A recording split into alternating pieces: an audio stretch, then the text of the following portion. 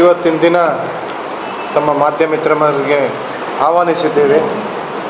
ತಮಗೆ ತಿಳಿದಂಥ ವಿಷಯ, Ballari district Congress, NSUI ಮತ್ತು ಯೂತ್ ಕಾಂಗ್ರೆಸ್ ವತಿಯಿಂದ ಇವತ್ತಿದು ಪತ್ರಿಕಾಗೋಷ್ಠಿಯನ್ನು ಕರೆದಿದ್ದೇವೆ. ವಿಷಯ ಏನಪ್ಪ ಅಂದರೆ, ನೀಟು, CBSE, PSC ಮತ್ತು ಮುಂತಾದ ಅವ್ಯವಹಾರ ಆಗ್ತಕ್ಕಂಥ ವಿದ್ಯಾರ್ಥಿಗಳಿಗೆ ಒಂದು ಖಂಡನೆಯ ಆದಂಥ ಈ ವಿಷಯ BJP ಪಕ್ಷದ ಮೇಲೆ ನಮ್ಮ ಒಂದು ಅಪವಾದನೂ ಇದೆ, ಒಂದು ನೋವು ಇದೆ ಹುಡುಗರ ಮೇಲೆ. ತಮಗೆ ವಿಷಯ ತಿಳಿಸ್ಬೇಕಂದ್ರೆ, ತಮ್ಮ ಮುಂದೆ ಏನು ವಿಷಯ ತಿಳಿಸ್ಬೇಕು ಜನರಿಗೆ ಅಂದರೆ, 10 ವರ್ಷದಿಂದ 89 ಲೀಕ್ಸ್ ಆಗಿದೆ.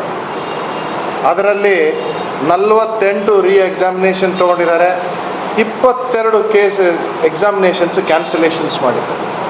ಇಷ್ಟು ಅವ್ಯವಹಾರ ಆಗ್ತಾನೇ ಇದೆ, ಆದರೆ ಪ್ರತಿ ಸರಿ ಮುಚ್ಕೊಂಡು ಹೋಗ್ತಾ ಇದ್ದಾರೆ. ಅದರಲ್ಲಿ ನೀಟ್ ಎಕ್ಸಾಮ್ ಆಗಲಿ, CBSE ಎಕ್ಸಾಮ್ ಆಗಲಿ, ಪ್ರತಿ ಸರಿ ನಾವೆಲ್ಲ ಎತ್ತಿಡ್ತಾ ಇದ್ದಾರೆ. ರಾಹುಲ್ ಗಾಂಧಿಯವರು ಅಸೆಂಬ್ಲಿದಲ್ಲೆಲ್ಲ, ಪಾರ್ಲಿಮೆಂಟಲ್ಲ ಎಲ್ಲ ಕಡೆ ಮಾತಾಡಿದರೂ ಕೂಡ ಏನಾಗ್ತಾ ಇಲ್ಲ.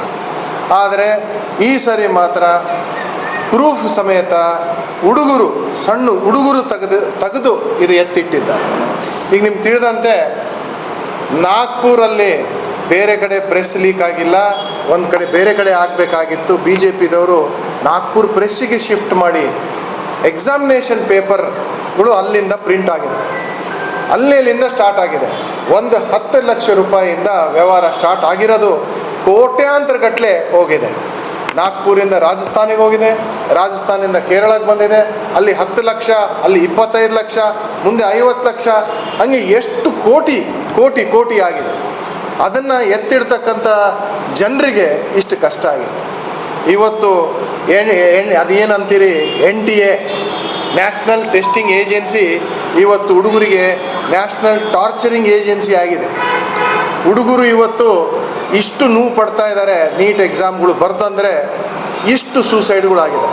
ಅಕೌಂಟೆಡ್ ಅನ್ಅಕೌಂಟೆಡ್ ಗೊತ್ತಿಲ್ಲ.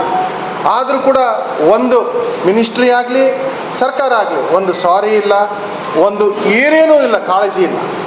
ಆ ಟೈಪು ಇವತ್ತು ನಡವಳಿಕೆ BJP ಸರ್ಕಾರ.